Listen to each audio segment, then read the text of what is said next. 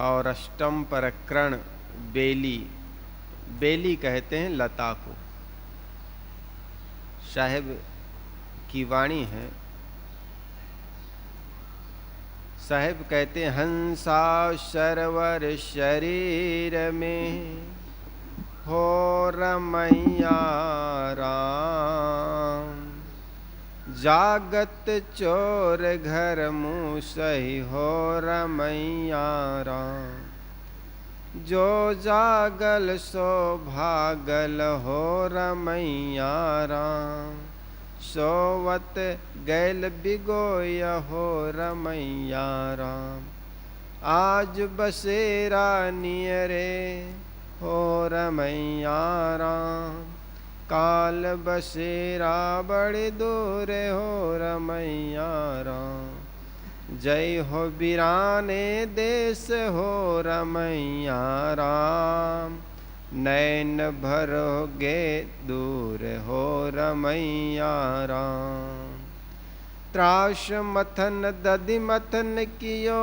हो रमैया राम, भवन मथ्यो भरपूर हो रमैया राम, फिर के हंसा पाहुन भयो हो रमैया राम, बेदिन पद निर्वाण हो रमैया राम, तुम हंसा मन मानिक हो रमैया राम, हट लो न माने मोर हो रमैया राम, जसर कियौ तस पायौ हो रमैया राम, हमरे दोष का देवहु हो रमैया राम, अगम काट गम कियो हो रमैया राम, सहज कियो विश्वास हो रमैया राम, राम नाम धन बनिज कियो हो रमैया राम, लादे वस्तु अनमोल हो रमैया राम, पांच लदनवा लाद चले हो रमैया राम, नौ बहिया 10 गोनी हो रमैया राम, पांच लदनवा खाग परे हो रमैया राम, खाखर डारिन फोड़ हो रमैया राम, सिर धुनि हंसा उड़ चले हो रमैया राम, हंस सरवर मीत जोहारी हो रमैया राम, आग जो लाग सरवर में हो रमैया राम, सरवर जरि भव धूरि हो रमैया राम, कहीं कबीर सुनो हो संतों हो रमैया राम, परख ले हुखर खोट हो रमैया राम। साहेब ये पूरा पद में अंतिम में कहते हैं खरा खोट, सत्य और असत्य, हानि और लाभ, दुख और सुख में से सुख ले लेना, खरा खोट में से खरा ले लेना, इसका उपदेश करते हैं। हंसा सरवर शरीर में, हंस इस बीजक में कई बार ये शब्द आया है। यहाँ पर भी साहब हंस का ही नाम लेते हैं। हंस कहते हैं जीव को, अहम सह, मैं वही हूँ जिसको मैं बाहर खोज रहा हूँ। हंस जो शब्द है वो चेतन जीव के लिए ही है। तो साहेब यहाँ पर कहते हैं इस ग्रंथ में हंस की व्याख्या कई जगह की गई है। अहम से, अहमसह से आ और विसर्ग लुप्त होकर हंस बन जाता है, हंस शब्द बन जाता है, जिसका अर्थ है मैं वह हूँ जो मैं चाहता हूँ। मैं क्या चाहता हूँ? मैं शांति चाहता हूँ, सुख चाहता हूँ, और वही मैं हूँ। अहम सह, वह हूँ जिसको मैं चाहता हूँ। बाहर खोजने से वो मिलता नहीं, भौतिक चीज़ों में, भौतिक पदार्थों में, लोगों में, व्यक्ति में, दूसरे में, पर में। पर में खोजने वाला व्यक्ति सदा अशांत होता। जैसे कुत्ते हड्डी में आनंद खोजे, हड्डी में आनंद थोड़े, हड्डी को काटने से कुत्ते का जमड़ा जो कट जाता है उससे रक्त बहता, और उसी रक्त को वो आनंद मानते, वो रक्त अपना ही है, बहाए चले जा रहे हैं, सूखी हड्डी को काटने में लगा हुआ। ठीक उसको जा बाहर खोज रहा है, वो उनके ही अंदर है। तो साहब कहते अहम सह, आ और विसर्ग हट जाने पर हंस हो जाता, अहम सह का हंस हो गया। तो हंस का अर्थ होता है चेतन जीव से, आनंद से, परमानंद से। तो यहां पर साहब कहते हैं हंस, हंसा सरवर शरीर में हो रमैया राम। जीव हंस शरीर सरवर में ही रहता है। सरवर का अर्थ ये शरीर है, निज स्वरूप रूपी मान सरोवर। इस दृष्टि से अर्थ होगा कि हे हंस, तुम्हारा मान सरोवर, तुम्हारे विहार एवं विलास का स्थान इस शरीर के भीतर तुम्हारी आत्मा चेतना में ही है। इस शरीर में दो सुख है, एक ऐन्द्रिक तथा दूसरा अति ऐन्द्रिक। ऐन्द्रिक सुख जीव को विमोहित कर संसार में भटका देता है, और अति ऐन्द्रिक सुख जीव को संसार से मुक्त कर चिर शांति देता है। इंद्रियों से मिलने वाला जो सुख है वो ऐन्द्रिक सुख है, और इंद्रियों से ऊपर का जो सुख है, आंतरिक सुख जिसको हम कहते हैं, वो आत्मा सुख है, स्वरूप का सुख है। साहब यही बात कह रहे थे, हंसा सरोवर शरीर में है। हंस तुम्हारा जो सरोवर है,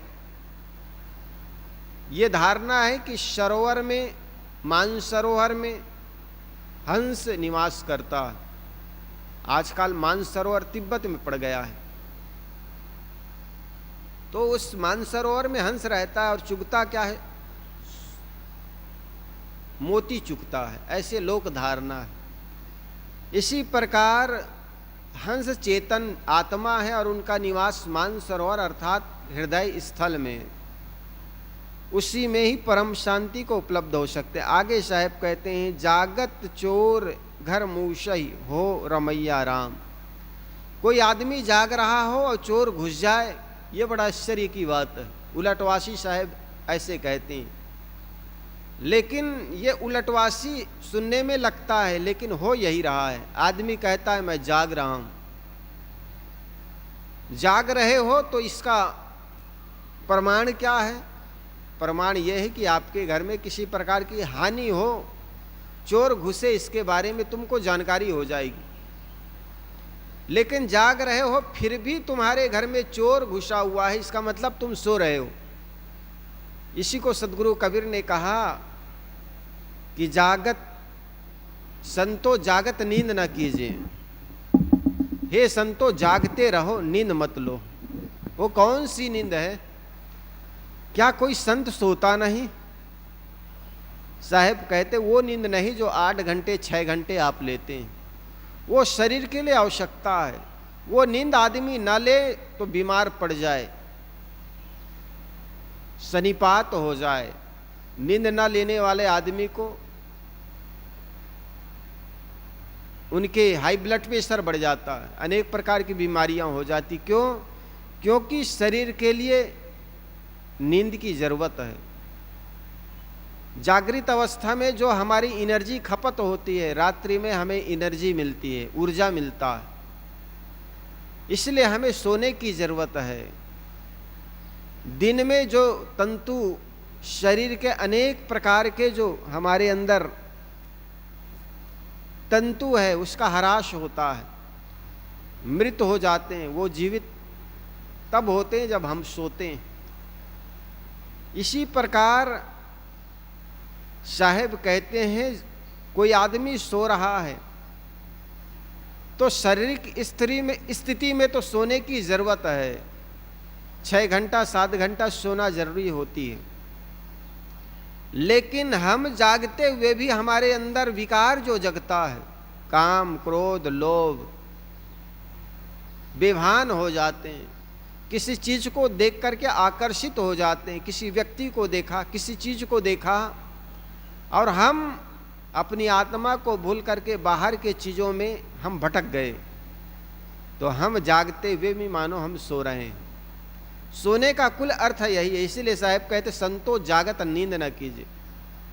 हे संतो जागते रहो, ताकि आपके अंदर काम क्रोध लोभ प्रवेश कर ना पाइए चोर।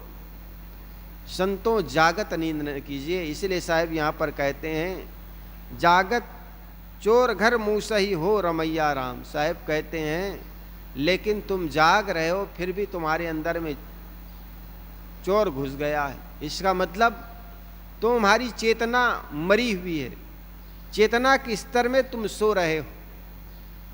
साहब कहते हैं जैसे एक आदमी था, उनके घर में चोर घुसा, पत्नी ने संकेत किया कि देखो चोर घुस रहा है। मालिक ने कहा हाँ मैं जान रहा हूं। फिर चोर घुस गया, तिजोरी को तोड़ने लगा। पत्नी कहती देख तिजोरी को तोड़ रहा है। हाँ मैं जान रहा हूं। देखो अब चोर चोरी करके ले जा रहा है। हाँ मैं जान रहा हूं। और जैसे ही चोर बाहर निकल गया दरवाजा से, तब वो डंडा पीटते हुए कहता है कहाँ ले जाओगे? अब चोर चला ही गया, तुम कहते हो कि अब कैसे कहाँ ले जाओगे? तुम तो डरपोक हो, कायर हो। अब चोर सब कुछ ले ही गया दरवाजा के बाहर, तब तुम कहते हो कि कहाँ है चोर? ठीक इसी प्रकार आदमी के अंदर काम क्रोध लोभ अनेक विकार जब चला जाता है, तब होश आता है अरे मेरे अंदर तो अनेक विकार जग गया था। वो विकार कब उठता है? कई बार होता है, आदमी कई पश्चाताप करता है मैं क्रोध नहीं करूंगा, लेकिन फिर भी आ जाता है। क्यों? क्योंकि इसका मतलब वो बेभान है, मन के प्रति सचेत नहीं है। किसी भी विकार को देखना ही विकारों को नष्ट करने का एक माध्यम है। हम चाहते हैं ये विकार नष्ट हो, तो देखना शुरू करें मन में क्या उठ रहा है 24 घंटा। आपके अंदर में अगर विकार उठ रहा है आपको पता नहीं है, इसका मतलब आप सो रहे हैं। साहब यही कह रहे हैं जागत चोर घर मूसई हो रमैया राम। आपके घर में चोर घुसा हुआ है लेकिन आप सो रहे हो। जो जागल सो भागल हो रमैया राम। लेकिन जो जाग रहा है उनके अंदर का विकार भाग रहा है। जागने का मतलब ये नहीं कि संसार छोड़ करके कोई संन्यास ले ले। भागने का अर्थ है कि विकारों से वो दूर हो गया, विकार उनके अंदर से भग गया। जो जागल सो भागल हो रमैया राम। जो जागता है वह भागता है। भागने का मतलब है विकार उनके अंदर अब रहा नहीं। भागने का मतलब है अपने मनोविकारों को छोड़कर और सीमित स्वार्थ से हटकर आत्म कल्याण और लोक कल्याण में लग जाना। आज के प्रगतिशील कहते हैं कि भागो ना बदलो, परंतु यह समझ लो कि सच्चे संत इस तरह नहीं भागते कि वे समाज कल्याण के काम को छोड़ देते हो। सच्चे संत अपने शुद्र स्वार्थ को छोड़कर विराट संसार के स्वार्थ एवं कल्याण में लग जाते हैं। यदि कोई ऐसा संत हो जो पूर्ण साधन संपन्न है, तो उसमें अनेकों को सत प्रेरणा मिलेगी। इसलिए उसे भी यह माना जाएगा कि वह समाज को बदल रहा है। समाज केवल वक्तव्य देने से नहीं सुधरता, किंतु पवित्र आचरणों का आदर्श पाकर सुधरता है। मूल बात यहाँ यह है कि जो पूर्ण जागृत हो जाता है वह मोह माया से भागता है। महर्षि वेद व्यास शास्त्रों के महान ज्ञानी थे, परंतु वे जगे नहीं थे। उनके पुत्र सुखदेव कोई शास्त्र ज्ञानी नहीं थे, परंतु वे जगे थे, इसलिए वे भाग खड़े हुए। गौतम बुद्ध के समय में बहुत से प्रकांड विद्वान रहे होंगे, परंतु वे जहाँ के तहाँ पड़े रहे, किंतु गौतम जाग गए थे इसलिए वे भाग खड़े हुए। भृतहरि, गोपी चंद्र आदि जग गए तो भाग खड़े हुए। ये तो बड़े बड़े नाम, कितने नाम ऐसे हैं जिनके विषय में हम परिचित नहीं हैं, किंतु वे जगे थे और मोह माया से भागे भी थे। इस कथन का इतना ही अर्थ है कि जो घर द्वार छोड़कर साधु सन्यासी हो जाए, मात्र वही जगह है। वस्तुतः इनके मन में मोह दूर हो जाए वही जगह है। मोह को छोड़ देने वाला ही दुखों से मुक्त होता है तथा संसार के लिए कल्याणकारी भी सिद्ध होता है। आगे साहब कहते, सोवत गैल बिगोए हो रमैया राम। जो सोया हुआ है वह खोया। सोने का मतलब है इन प्राप्त क्षणभंगुर प्राणी पदार्थों में आसक्त होना, जहाँ से हमें क्षण पल में सदैव सदैव के लिए चला जाना है। उन वस्तु व्यक्तियों को पाकर के मन मुग्ध होना महामूर्खतापूर्ण है। इसलिए साहब कहते हैं, सोवत गैल बिगोए हो रमैया राम। आज बसेरा नियरे हो रमैया राम। आज यह वर्तमान में हम जो जी रहे हैं ये निकट है, पास में। नियरे मतलब पास, नियरे कहते हैं इंग्लिश का शब्द है, लेकिन साहब यहाँ प्रयोग करते हैं आज बसेरे नियरे। आज कल्याण के पास बसे हुए हैं। मनुष्य तन है, अच्छे बुरे का ज्ञान है, खरा खोट का परख कर सकते हैं, कल्याण का काम कर सकते हैं। आज नियरे हैं, पास है। इसलिए साहब कहते हैं काल बसेरा बड़ी दूर। काल कहते हैं मनवेत्तर प्राणियों को। जब मनवेत्तर प्राणियों में चले जाओगे, अन्य भोग भूमिका में चले जाओगे तो वो दूर हो जाएगा, है ना। मनुष्य तन मिला हुआ, इसमें कल्याण कर लें, अच्छे बुरे का परख कर ले, लेकिन ये शरीर छूट जाएगा। काल बसेरा बड़ी दूर, फिर कल तुम्हारा कल्याण करना बड़ा कठिन हो जाएगा।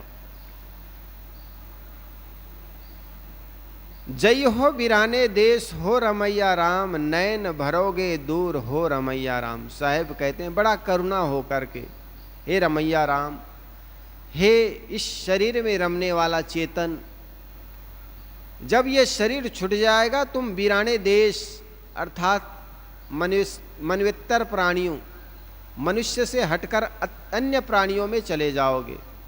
अंडज पिंडज और उसमज खानी में चले जाओगे। वहाँ पर अच्छे बुरे का ज्ञान नहीं होगा। क्यों? क्योंकि वो भोग भूमिका है। जय हो बिराने देश हो रमैया राम, नैन भरोगे दूर हो रमैया राम। फिर तो उस भोग भूमिका में केवल भोग करने का काम कर पाओगे, अपने कर्म नहीं कर पाओगे, स्वतंत्र कर्म नहीं कर पाओगे, कल्याण का काम नहीं कर पाओगे। त्रास मथन दधि मथन कियो हो रमैया राम, भवन मथेव भरपूर हो रमैया राम। संसार में राग द्वेष वश शोक संताप में मनुष्य का मन पीड़ित होता है, उसके मन में त्रास का मथन होता है। संसार का सब कुछ क्षणभंगुर है, अतएव जिसका मन उसमें डूबा रहेगा वह निश्चित ही अनेक भय से पीड़ित रहेगा। अतएव मनुष्य के मन में दुख का मंथन होता है, तब वह दधि का मंथन करता है। यही दधि का अर्थ दही नहीं किंतु समुद्र है। मनुष्य संसार समुद्र का मंथन करता है। अपने इंद्रिय सुख और सम्मान सुख को सुरक्षित रखने तथा उन्हें पाने के लिए वह समुद्र मंथन, संसार समुद्र का मंथन करता है। इंद्रियां सुख और सम्मान के लिए संसार में रात और दिन भागा दौड़ा करता है। इंद्रिय सुख और सम्मान के लिए संसार में रात और दिन भागा दौड़ा करता है, मानो संसार समुद्र का मंथन करता है। फिर वह भवन को भरपूर मथता है। भवन है शरीर। यह भूला जीव इंद्रिय सुख के लिए अपने शरीर का मंथन करता है। यहाँ मंथन से सद्गुरु भरपूर विशेषण लगाते हैं। मनुष्य भोगों में अपने शरीर का अच्छी तरह दोहन करता है और सब प्रकार से छीन होता है, परंतु इंद्रिय भोगों में बहादुरी दिखाने वाला आदमी कभी शांति का अनुभव नहीं करता। फिरके हंसा पाहुना हो रमैया राम, बेदीन पद निर्वाण हो रमैया राम। उपयुक्त प्रकार से भोगों तथा संसार के शोक संताप में उलझे जीव बारंबार शरीर संसार के पहुना बनते हैं, क्योंकि उन्होंने मोक्ष पद का विखंडन किया। अभिप्राय यह है कि वासनाओं के त्याग से मोक्ष मिलता है, परंतु मनुष्य ने वासनाओं की वृद्धि करके मोक्ष कार्य के उल्टे काम किया है, इसलिए उसने निर्वाण पद को बेध डाला है, मोक्ष पथ का उल्लंघन किया है। जीव को मन की वासना से मुक्त होना चाहिए था, तो वह मन की वासनाओं में ही डूब गया। तुम हंसा मन मानिक हो रमैया राम, हटलो न माने हूँ मोर हो रमैया राम। हे हंस चेतन, तुम मन को प्रकाशित करने वाले मणि हो, अर्थात जीव ही मन को मानने वाला तथा उनके ऊपर करता धरता है। वह चाहे तो मन को अपने वश में कर सकता है, परंतु वह तो मूढ़ होकर मन के वेग में ही बहता है। साहिब कहते हैं कि मैं तुम्हें रोकता हूं कि तुम मन की धारा में न बहो, परंतु तुम मेरी बातों को नहीं मानते हो। जीव ने अपने स्वरूप को भूलकर मन को ही सर्वोपरि मान लिया और मणि प्रकाशमय होती है, उनके आसपास की वस्तु भी मणि की तरह चमकने लगती है। मणि, हवा, पानी आदि किसी वस्तु से बुझने वाली नहीं होती। मणि स्वतः प्रकाश स्वरूप होता है। इसी प्रकार यह जीव चेतन जो है यह ज्ञानमय है, लेकिन मन के कारण इनका जो प्रकाश है वासना के चलते वो धूमिल हो जाती है, इसलिए वह सत्य को सत्य समझ नहीं पाता। जसरे किया तस पाया हो रमैया राम, हमरे दोस्त का देहु हो रमैया राम। साहब कहते हैं हे भाई, हमें दोष मत देना कि आपने मुझे सावधान नहीं किया, हम तो तुम्हें सावधान करते रहे, जसरे किया, लेकिन तुमने जैसा किया उसका फल जब मिलेगा तब तुम रोगे, चिल्लाओगे, गिड़गिड़ाओगे। अपनी कमाई आपकी ना माई ना बाप की। जो आदमी जैसा कर्म करता है उनका फल मिलेगा, इसलिए सावधान।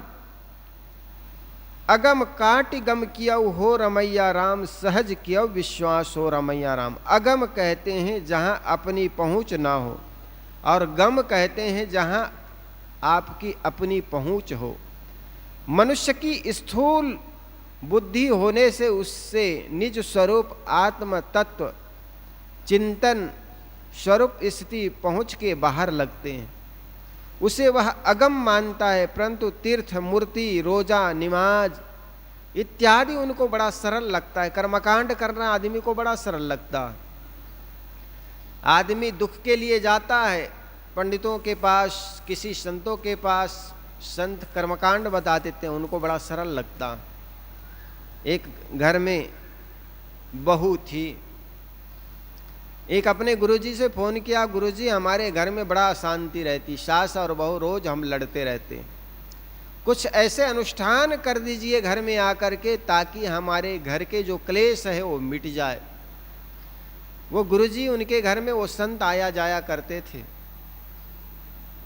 बताए देवी ऐसे कर, मैं अनुष्ठान तो यहीं से कर रहा हूं, लेकिन तुम एक संकल्प करना, मैं जब अनुष्ठान करने लग जाऊं तो 1 घंटा के लिए मौन होकर शांत कमरे में बैठ जाया कर।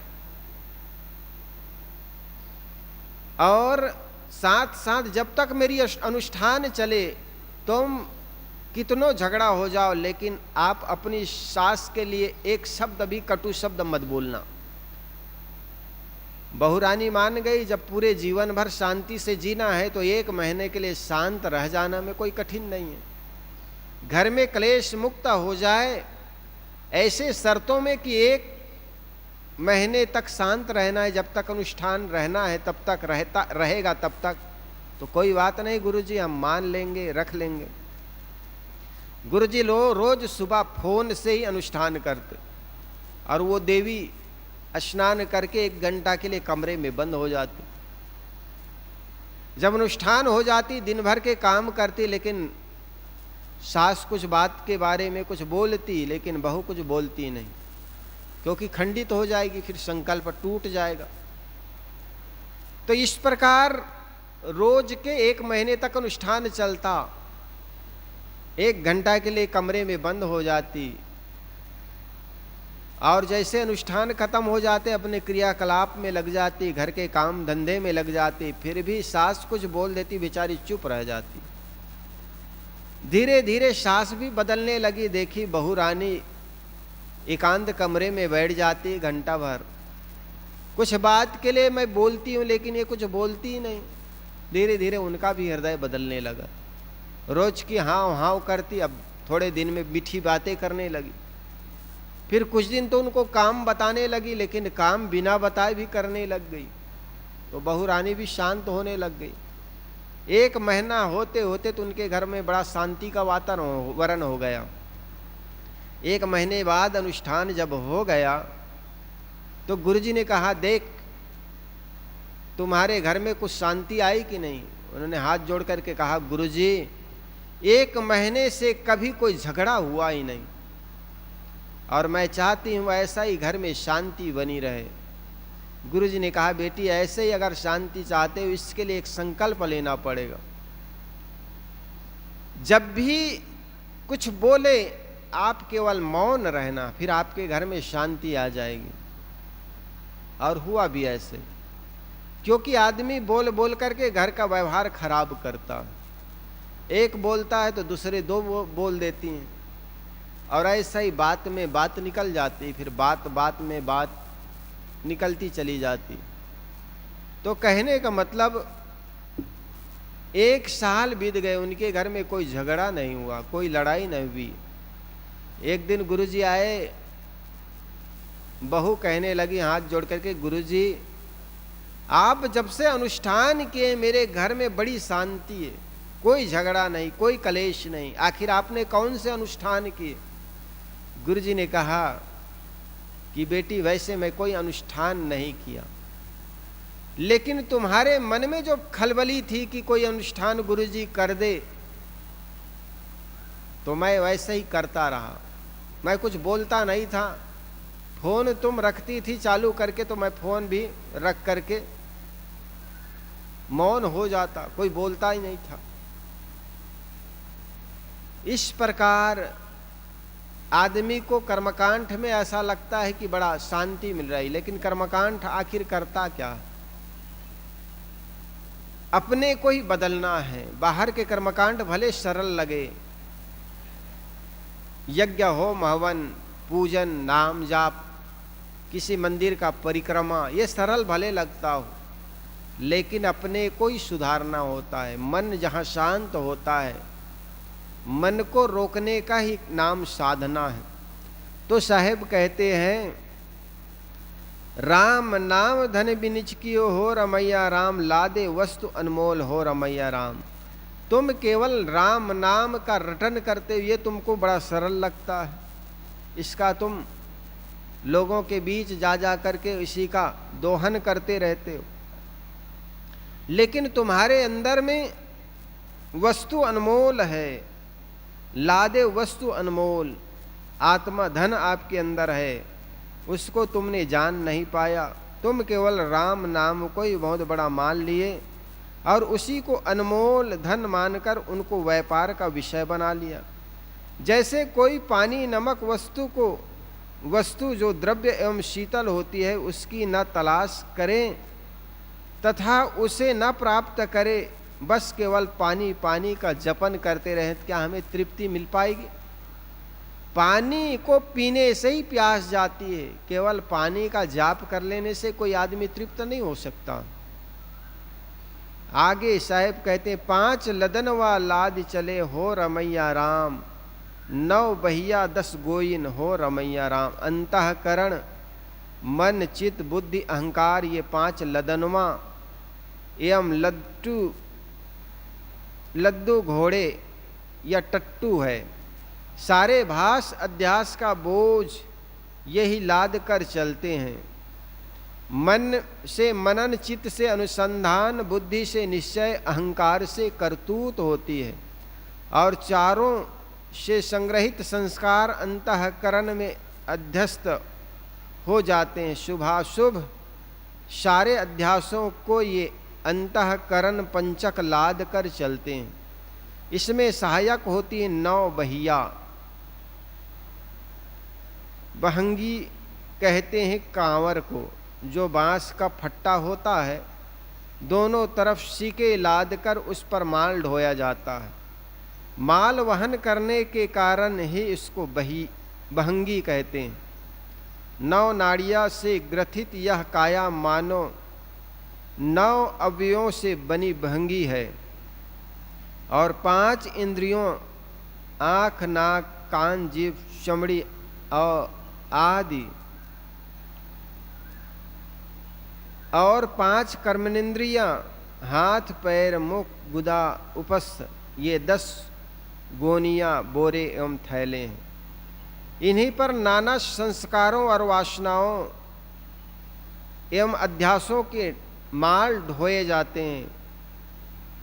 जीव इन्हीं पर सारे विषयों की वासनाएं ढोता है, और कहना ना होगा कि निज आत्मा तत्व से विमुख होकर राम रहीम के संस्कार ही भी मनुष्य इन्हीं अंतःकरण साधनों में ढोता रहता है। जब तक राम को केवल मन वाणी का विषय बनाए रखा जाएगा, तब तक वह शरीर मन का ध्यास ही होगा। तब आत्म तत्व के रूप में राम का बोध हो जाएगा। तब मन, बुद्धि, वाणी से सारे निज स्वरूप में स्थिर होगी। इस प्रकार साहेब कहते हैं, 5 लदनवा खागी परे हो रमैया राम, खाखर डारिन फोड़ हो रमैया राम। अंत में यह शरीर फोड़ दिए जाते हैं, जला दिए जाते हैं। फिर सिर धूनी हंसा उड़ चले हो रमैया राम, सरवर मीत जो हारी हो रमैया राम। फिर तो यह शरीर एक दिन मिट्टी में मिल जाते हैं, बची खुची को पानी में बहा दिए जाते हैं। आग जो लागी सरवर में हो रमैया राम, कहें कबीर सुनो हो मुनिया, आप मरे पीछे डूबी दुनिया। ये दुनिया ऐसा ही है। कहे कबीर सुनो संतों हो रमैया राम, खरा खोट परख ले खरा खोट हो रमैया राम। साहेब अंत में कहता है, रमैया राम, सार असार का परख कर लो, अपने चेतन को समझ लो, और बाह्य चीज़ों को त्याग कर अपने स्वरूप से अलग जो भी चीज़ है, स्वरूप के भी अबाद सारा विषय जान। स्वरूप से हट करके जो भी बाहर की चीज़ें हैं वो सब विषय है। जिसको गोस्वामी जी ने कहा, गो गोचर जब लग मन जाई, सो सब माया जानहु भाई। तो अपने स्वरूप से हट करके बाहर के सारे चीज़ विषय है, और उनसे हट करके अपने निज स्वरूप में लगना, अपने स्वरूप को समझना, अपने आप में ठहरना ही निज स्वरूप में ठहरना है।